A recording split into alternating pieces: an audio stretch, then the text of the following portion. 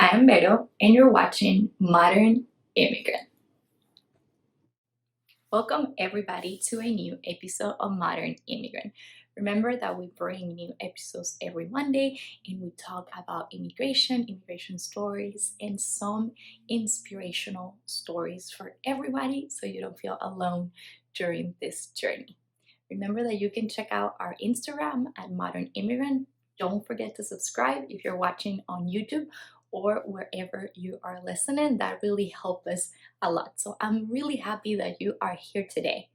And today we're going to be talking to Patty. Patty is the founder of Latinos Empowered. And I'm so glad I was able to connect with Patty. And I'm so excited that you're going to get to hear not only her immigration story, but the wonderful job that she's doing with Latinos Empowered. We're going to hear how is Latino Empowered impacting the life of many, many Latinos in the USA. And we're going to hear how Patty felt tired of feeling powerless, a feeling that I completely relate to, and how can we take that power back? Representation matters, and we're going to be talking about that today. So enjoy the episode. Remember that you can check out links in the description if you want to check out the guest's Instagram page or website. And also would love to hear what was your favorite part of the interview if you leave it down below in the comments. Thank you one more time. Bye.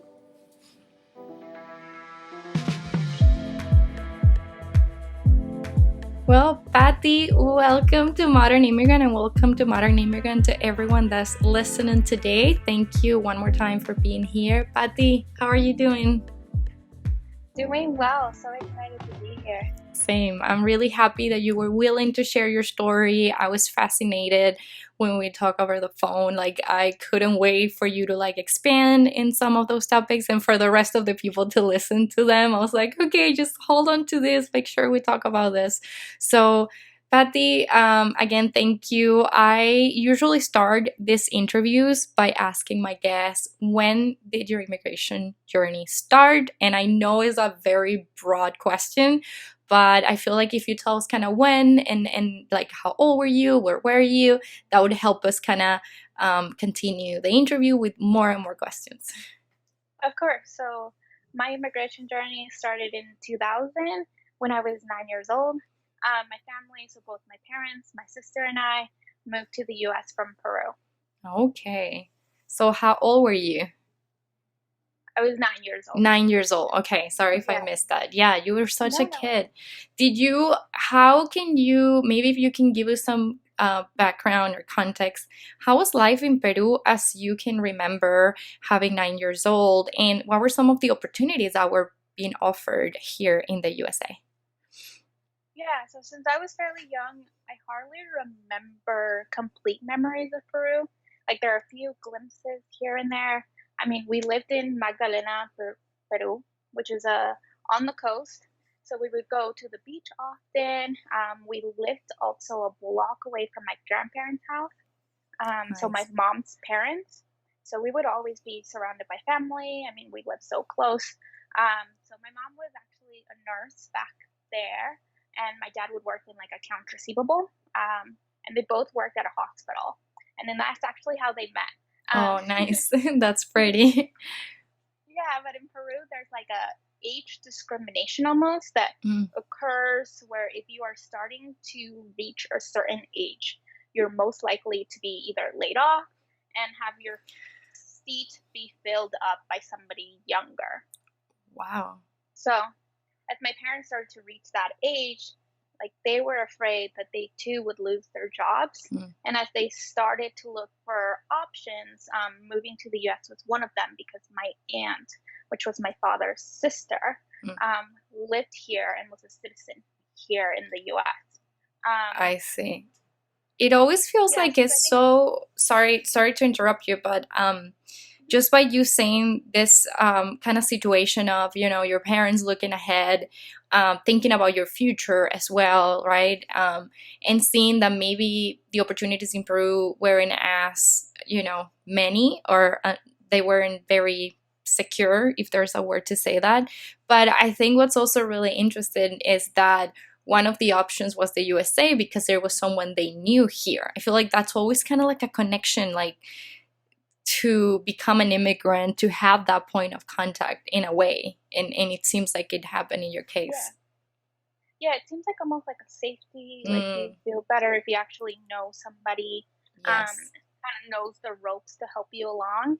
And I think also a big factor was that they had heard of this like American dream, opportunity for growth, freedom would be available, along with the quality of education, which was something that they valued and wanted for us. And the whole, as long as you work hard, like you can make things happen, that kind of thing. Where I feel like that was the main difference with Peru, where we had limited opportunities for growth and building wealth, as well as like not as good of an education or as you could have here. So I feel like that dream kind of gave us like hope and like drove our actions and fueled us to overcome like any challenges that we faced. It's so interesting, and I love that you said that in Peru, because it kind of connects me to how it was in Venezuela. Like, it seems like the harder we work, the harder we have it as well. It's like we don't see that positive consequence, like, oh, I have 3 jobs and therefore I have a great income. And no, I have 3 jobs because I need to make more money, because one job doesn't pay enough, right? So it definitely seems like at least there's an idea that in the USA, we can work hard and get a good reward, which I would love to explore if your parents kind of found that American dream that they were looking. Yeah, I mean, for the most part, I think jumping ahead, I think we have found what we were looking for. Even though they worked low-income jobs, I feel like, for example, for a really long time when we were younger, they worked like 2 to 3 jobs each, almost to not only make ends meet, but also put my sister and I through school and college and everything like that. But what they were looking for, I mean, I have 2 bachelor's degrees. I received my master's degree last year. My sister's working on hers. So congratulations. That's a big deal, really. From that perspective, I feel like it was at least accomplished. Great. Yeah, and that's great. That's great to hear. It's great to hear that their efforts paid off. I know a lot of immigrant parents are doing everything they have, and they're giving all of themselves into giving us those opportunities. So that's beautiful to see. And I want to know, this is always a topic that we explore in the podcast, which is, how was your journey with the visas and paperwork and the permits? Because this seems to always be an issue for a lot of immigrants, and it always seems to be changing a lot with time. Yeah, that's true. So it's like, since my aunt was a citizen, she sponsored us through my dad in a family sponsored petition. But there was also like a law from maybe the Clinton years or the Clinton administration where you could stay in the US while your petition was in progress, and you didn't need to go back home to your country to wait until it was resolved. So because we had that, we had some sort of path to citizenship, but it was still pretty hard. I mean, I feel like the biggest misconception, which we actually talked about a little bit, occurs in the wider population, that is like, if you do things the right way, or you will have documentation right away, or it's pretty easy, it's like straight path to citizenship, which is not really true. Like for my family, the wait for family petitions, the wait is actually 8 to 10 years. Yes, and it depends on the country. Which is crazy. It is crazy. Yes. And it also depends on the country, because I feel like for Mexico it might be less, but then for other Latin American countries it's actually more. Something that happened in our case was like the 9/11 attacks happened in 2001, and we came in 2000, which actually halted all petitions and made the progress even slower. So it actually took my family 13 years to be granted residency from like when we actually filed versus when we actually went through the process, as well as just like got in our green That's And like, wild. That's really wild. It's a yeah. long time, even back then and even before 9/11, because I know 9/11 really changed the whole immigration kind of game as they know it. It's a lot of time. It's a long time. Yeah, so like in the meantime, though, you do not have any documentation whatsoever, Mm. other than your petition is in progress to prove that you're legal Legal, here, yeah. or waiting for a result, which actually, like, that petition means nothing, right? Mm. So you are Yeah, actually undocumented until you are granted residency. that's what I was going to ask you. Like, what do you have? Like, do you have to hold, because you don't, technically, you don't have a visa. Like, you don't have anything on your passport that says, work visa, student visa, right? Like, those are very clear cases. But I feel like when you're waiting for a petition, like a family petition or an approval of a visa, you're really kind of hanging, right? Like, you're Yeah. not totally here, but you're here for over 13 years. Like, this is definitely your home. This is definitely where you're raising your kids. So it is kind of crazy, and I'm glad that you mentioned the right way to emigrate. We're quoting, because that was like a really big and important piece on our conversation, because I think really there is no right way, as you mentioned. I feel like we can do our best and we can pick a path, but nothing grants you like that's gonna happen, right? And I wonder, how was that for your parents and for yourself to grow up in that kind of like uncertainty? Because yeah, it could happen, but it wasn't like 100%.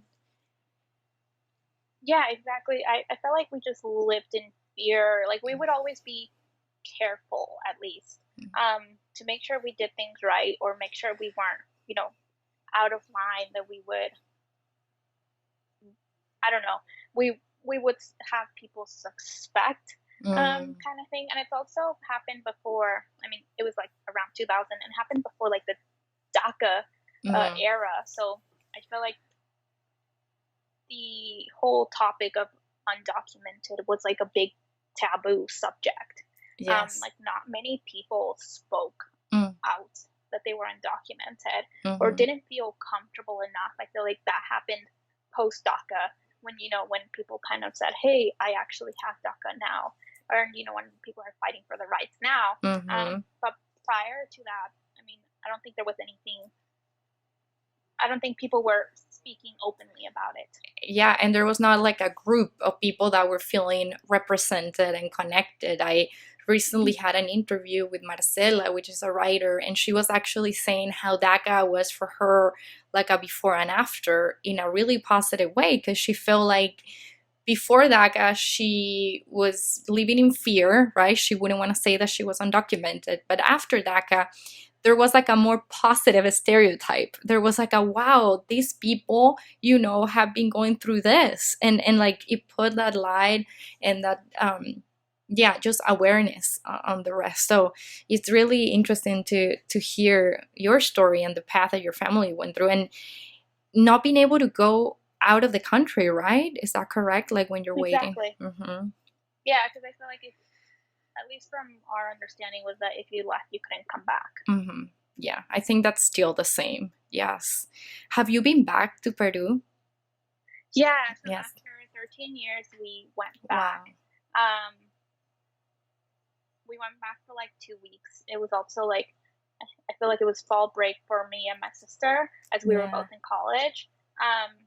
But yeah, it was a good experience to go Mm. back. And I think this part of the interview goes pretty well with the next question that I have, though, is about any cultural shocks, because I feel like maybe you remember cultural shocks even going back to Peru when you were already older than the ones you experienced when you came to the USA. If you can kind of share a little bit on that experience.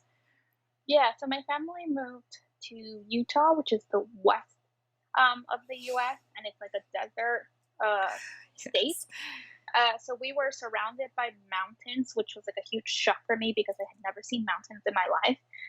Like, Wow. there was no beach, which I was used to. We were in the middle of the country. Everything was also spaced out as well. Like, Mm. every time we needed to go somewhere, you had to drive.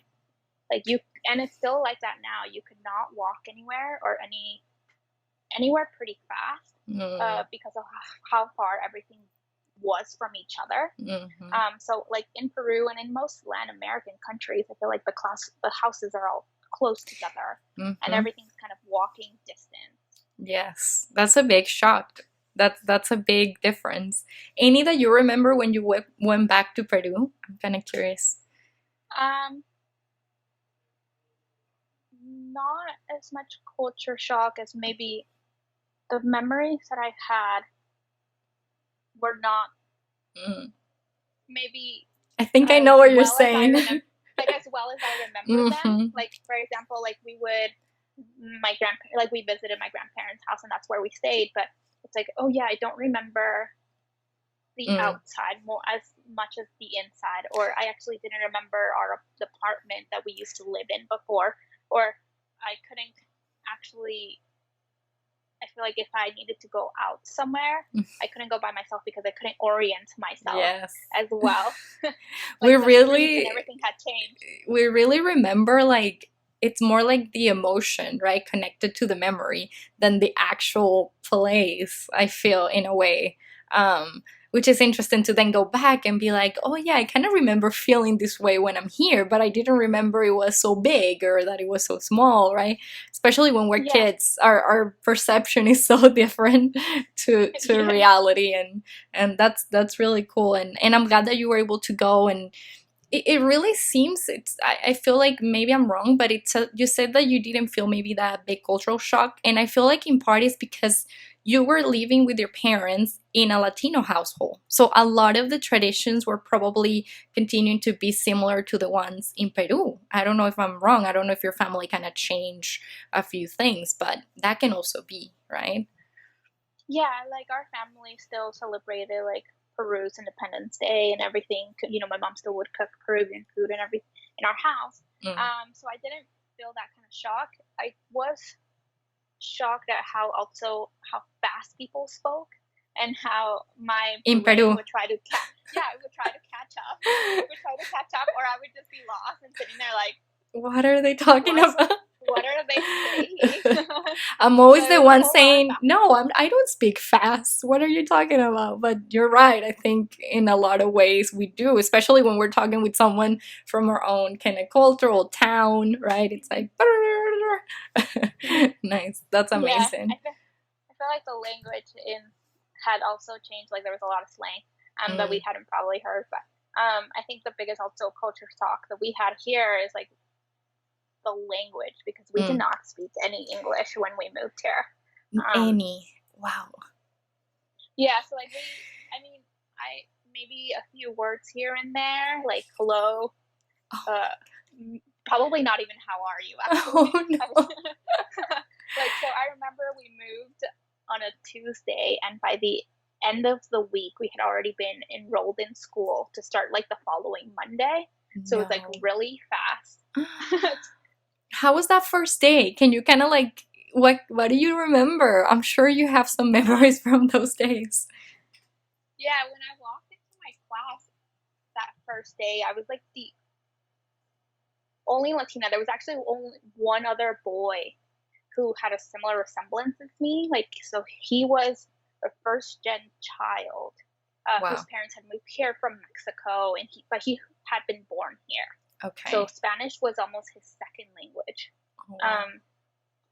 But he was tasked with helping me with everything and anything that like at school, which was like a huge responsibility for like a 9-year-old. I know. And he was also very shy and like uncomfortable or maybe embarrassed to speak in Spanish just because he didn't know it that well. Well, and the representation was so little too, which is kind of like what we're gonna talk about too. Like if he was the only one and then you, who knows, maybe he didn't feel confident, right? To say, oh, let me speak this other language that nobody else speaking around me, right?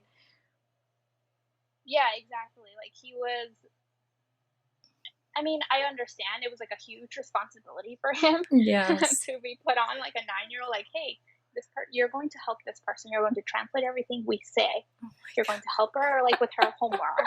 Like, And Where were even the like my school, teachers? Another yeah, like teacher. my school actually offered ESL classes, so that Mm. was good.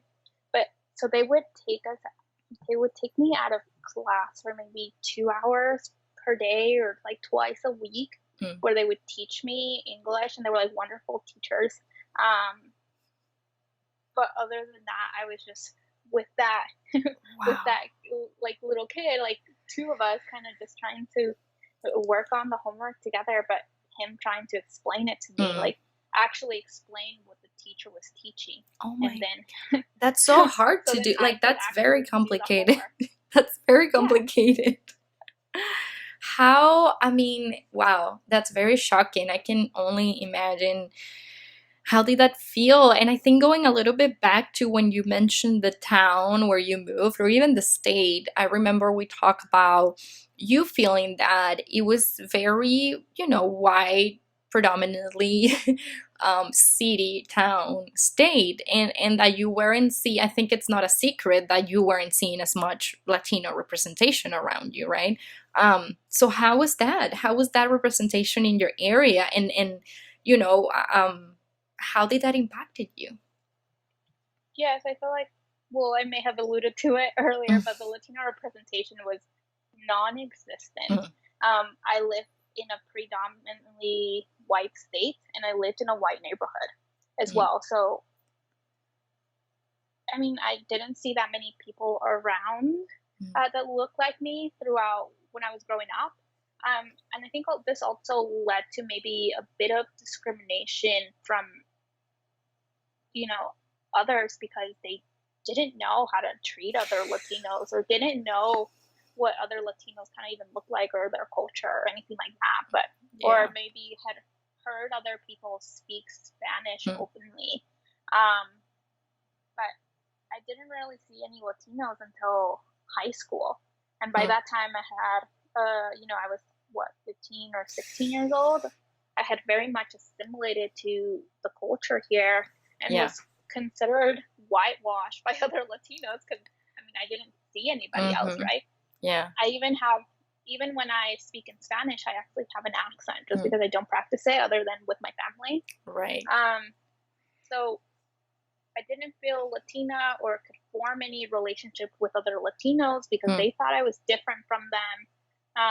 They thought I didn't dress like them. mm, I didn't.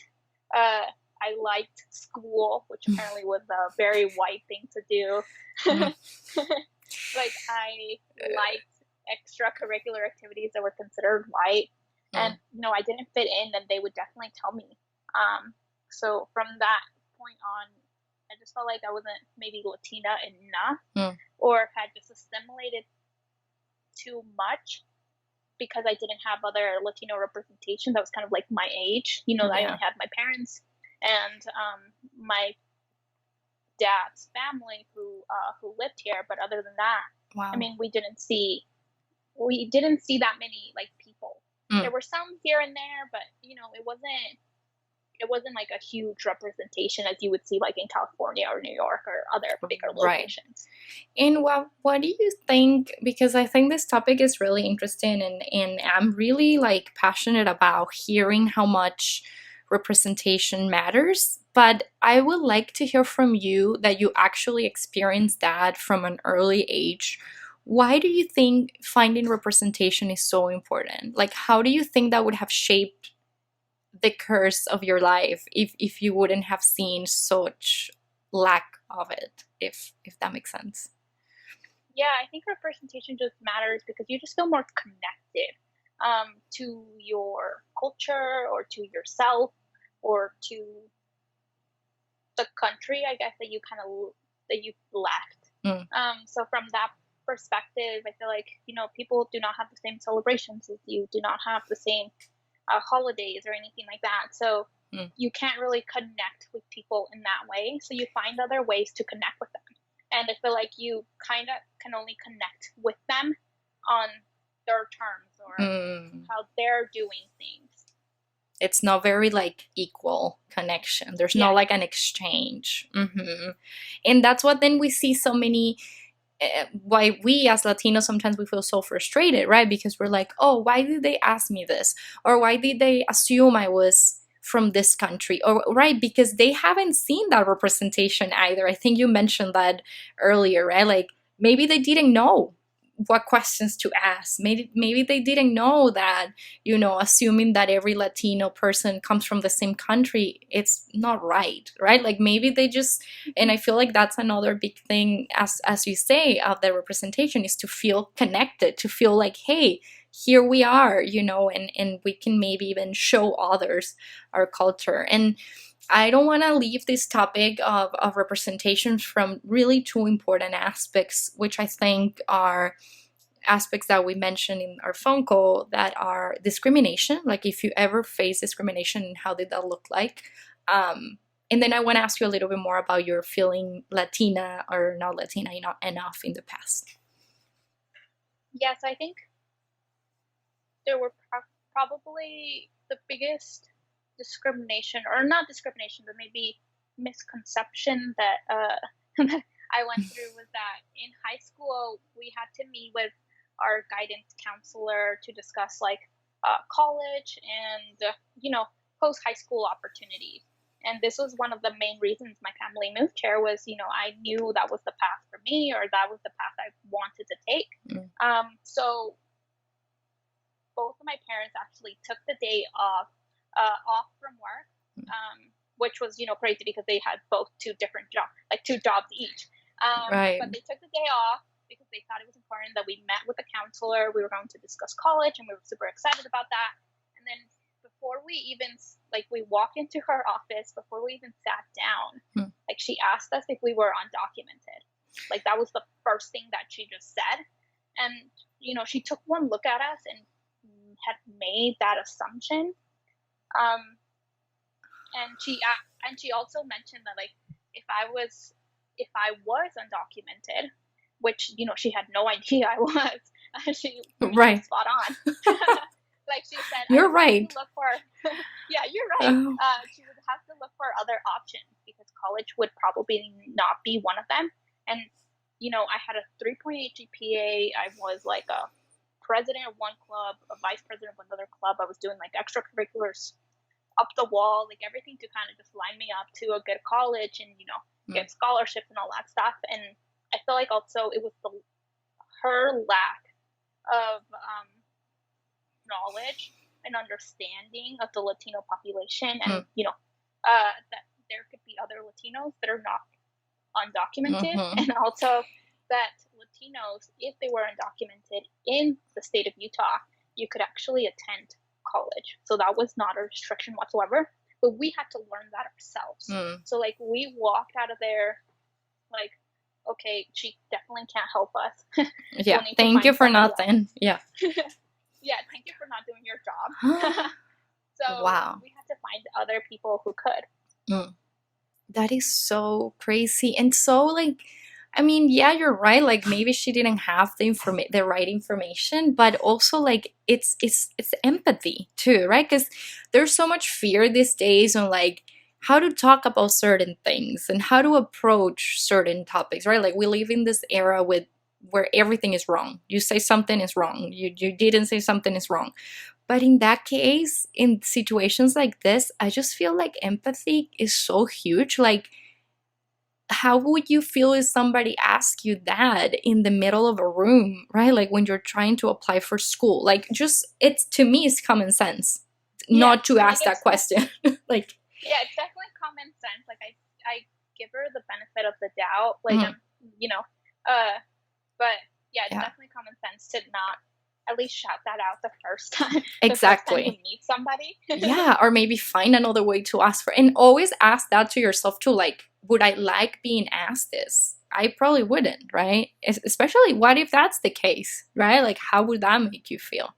And also, Patty, there was something that you told me that I think it's really important to discuss here, which was, how do you feel because of your not fitting in the Latina, whatever people think being a Latina is? How do you feel when you were trying to apply to Latina scholarships, to Latina benefits? Like, do you feel like, yeah, this is for me 100%, or you felt kind of, maybe not, maybe I shouldn't? I felt a little bit worried. So like when it came to college, I was applying for a lot of Latino scholarships, like you said, which made me feel even worse because I knew I was benefiting from something I didn't feel like I was a part of, or people or represented or was part of my identity. But that was because I felt like I let the external validations, I let other people's judgment or what should be Latino and what, how Latino should behave or act or whatever. I basically internalized those. I was like, in a way, I was like, I'm cheating the system. I'm a fraud, that kind of thing. Yeah. If I would go back, I would definitely not try to internalize those external thoughts that people had. But at that time, I was also young. Like, I feel like you in high school, you just internalize, or you look for external validation. You look for, you're trying to fit in. I've come to terms that I'm a mixture of both Latina and maybe, American.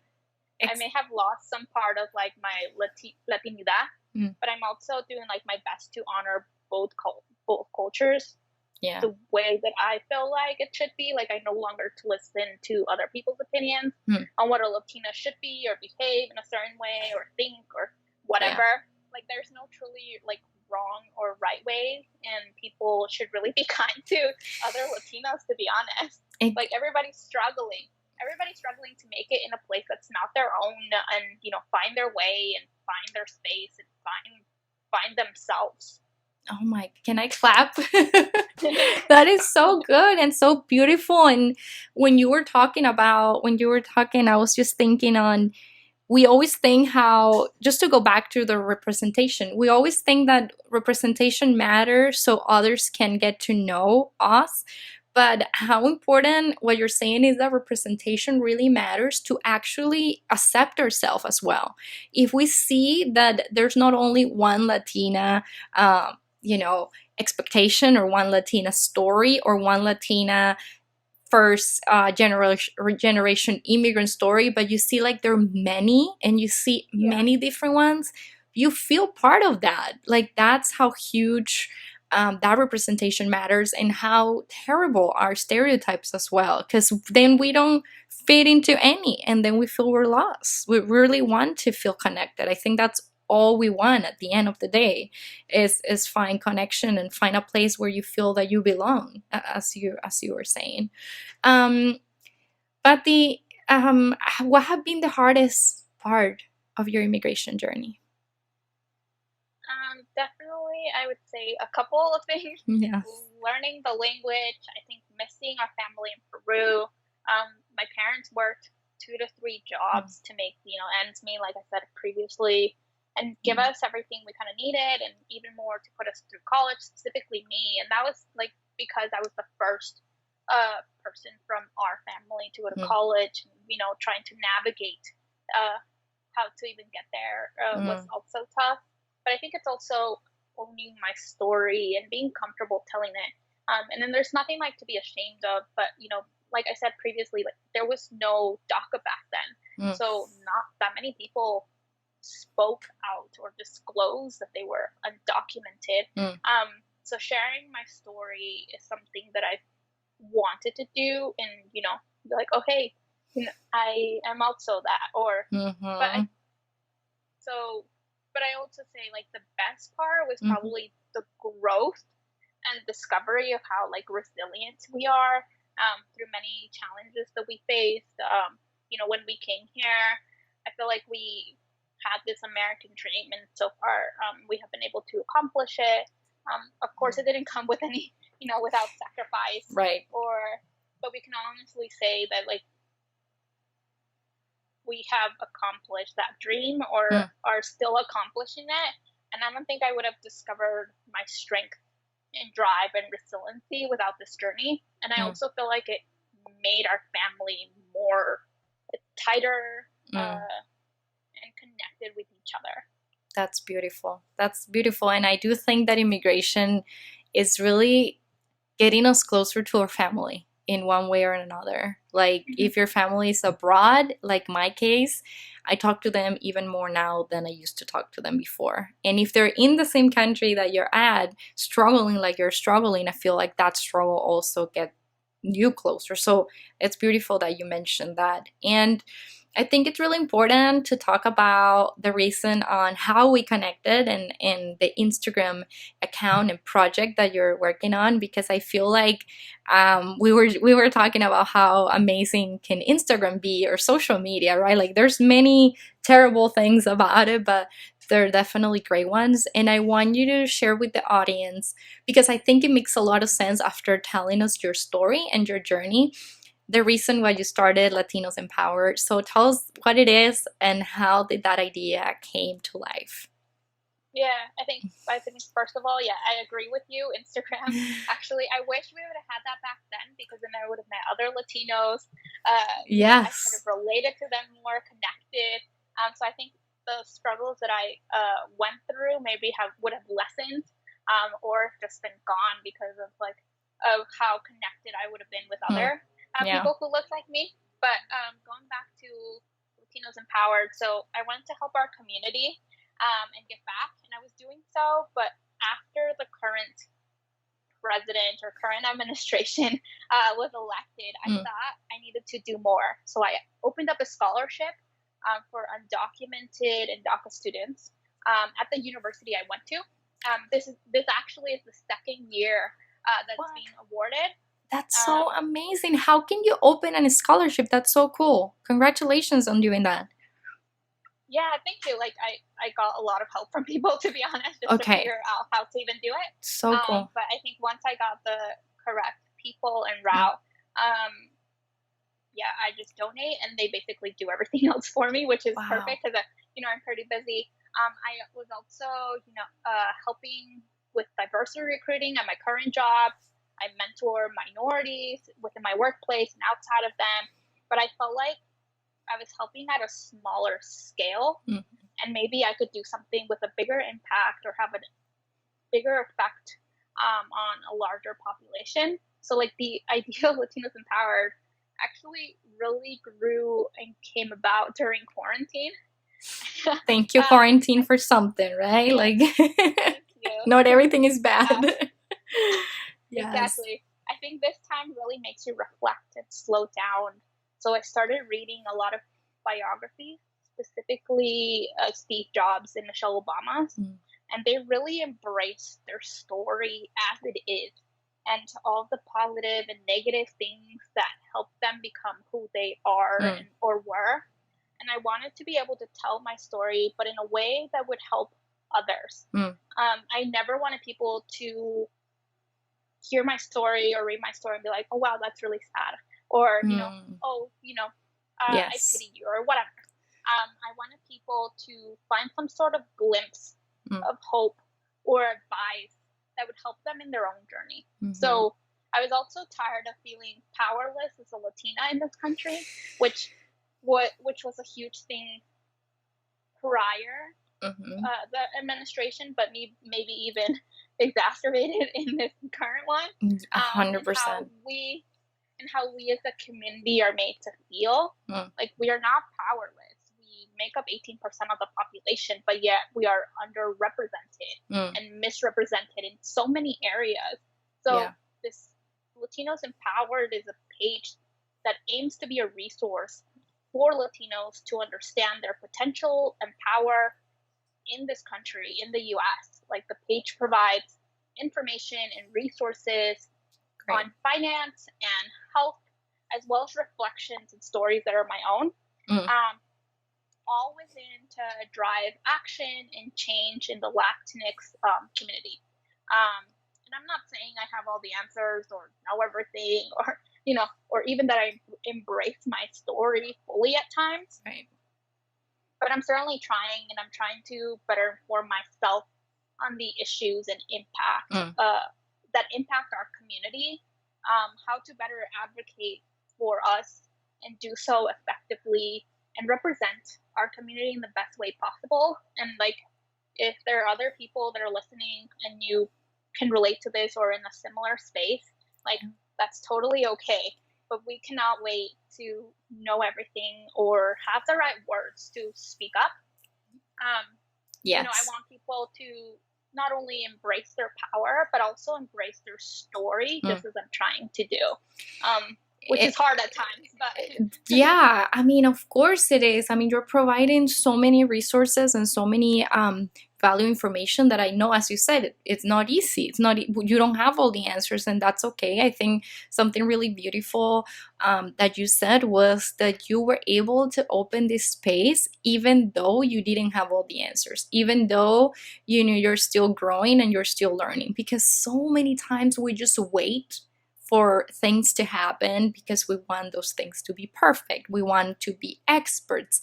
And you don't have to be an expert. You can even communicate that. You can say, hey, I don't know about this topic. And that's the power of the internet and the social media, saying, hey, do you know about this? Do you want to tell me your story? Right? Like it's that exchange. And in that I really connect with you in that sense, because I feel the same way. Like if I look back to the first interview that I did, I definitely didn't know anything about immigration but my story, right? But how can you learn about immigration if it's not sitting with other immigrants that have different journeys, right? Like so I just feel like just you sharing that is definitely empowering others. It's empowering myself to embrace that too, to embrace the parts that I didn't like and say, hey, you know, this is it, but we can be better and we can help each other. So I think, I mean, it's amazing, and we need more and more space like that. Yeah, so definitely like a lot of the posts that I do that are not my story, that are, I've researched how these different topics affect Latinos. And I feel like when people feel mainly powerless because they either lack experience, knowledge, information, and if you were to maybe provide that, or even just like sharing your story, like, hey, I went through this, but this is how I overcame it, or these are, I hit this wall, but this is how I actually overcame this obstacle. Maybe this can help you to yes here, like staying quiet and not sharing that part, because we love to share only the positive, right? On Instagram, nobody wants to show up and be like, I'm crying, I got this thing tonight. But I feel like if we don't talk about that, then the person looking at Instagram is saying, wow, how perfect, how did they do it, right? And then they were never gonna get the answers for their, as you said, hey, maybe give this a try.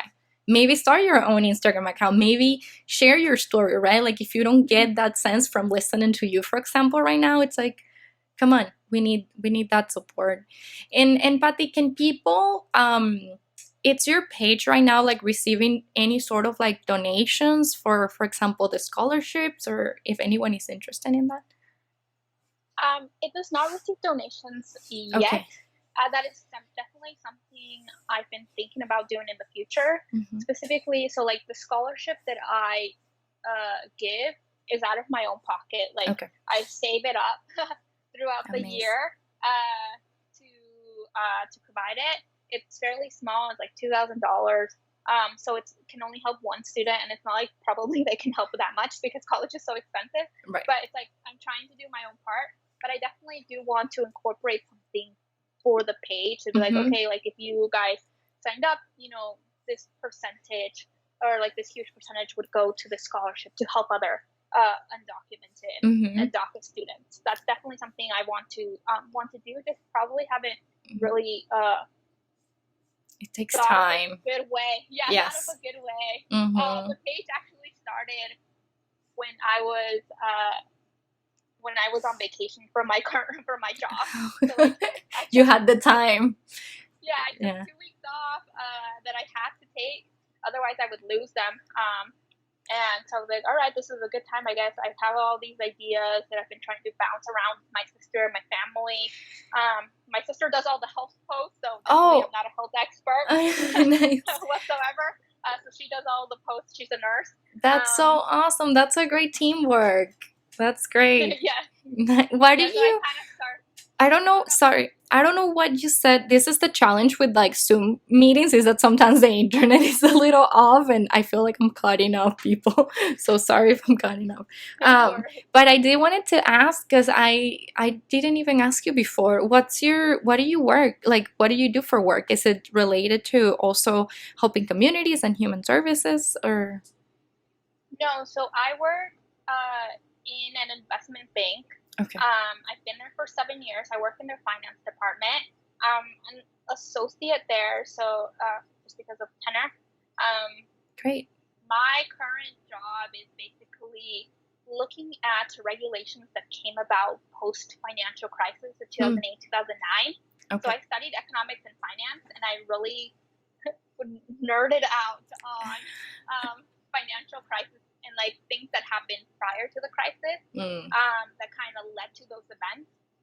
Cool. So it was very fitting that I actually found this job, because it definitely deals with regulations that came about the post-crisis, but to make sure that banks are safe. They continue to act as banks during an economic crisis or during a stress scenario, meaning like continue to lend, continue to buy and sell securities in the stock market, and specifically have enough capital to not need to be bailed out by the Federal Reserve or by the government, which happened in 2008, 2009.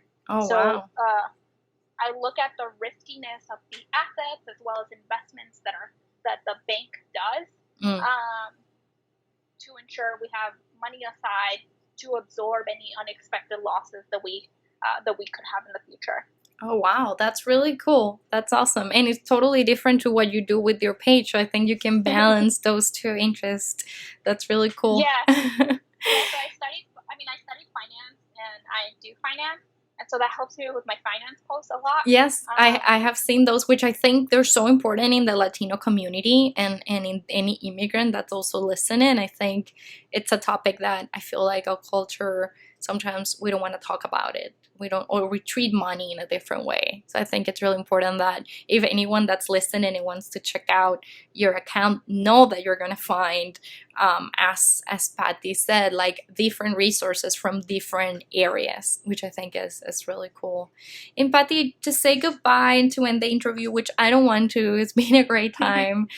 This is always the sad part, but I just added something in our outline that wasn't there, but I thought that I should ask you this to end the conversation, which is, can you give us like a final message to any Latino or Latino immigrant that might be listening, as something that, as an empowerment, as a message to empower them? Yeah, I feel like definitely own your power. Know that you actually matter in, for example, the voting that's coming up in the election. Yes. If you're able to vote, do so.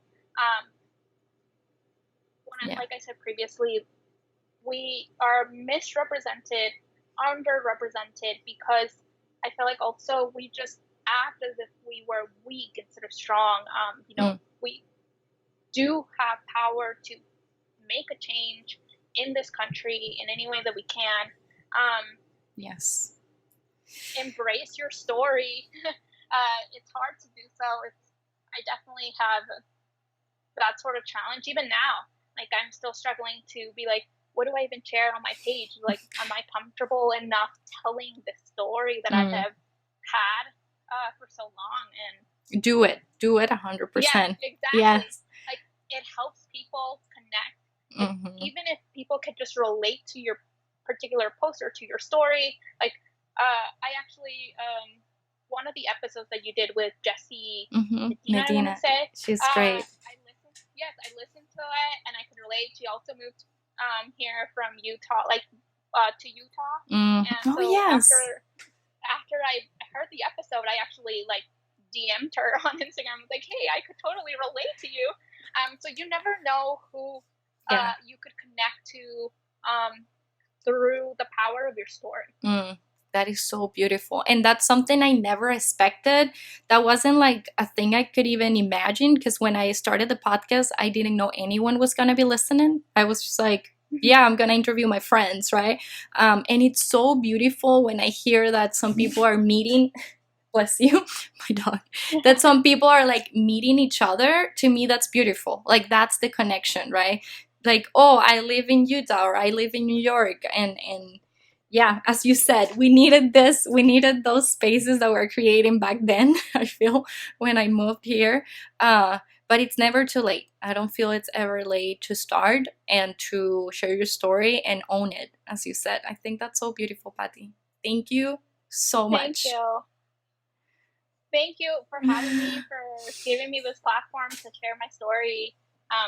Hopefully it helps people. I know it will. Thank you. I really do. And I'm glad that now we're connected. I can't wait to continue to see what you share on Latinos Empowered. Can you share the handle so people can check out the Instagram or anywhere else where you're at? So it's at latinos.empowered. Perfect. And on Instagram. Okay, perfect. That way we can all check it out and get like that information and pass the resources. Like, that's what's so easy. You can share, you can mention someone.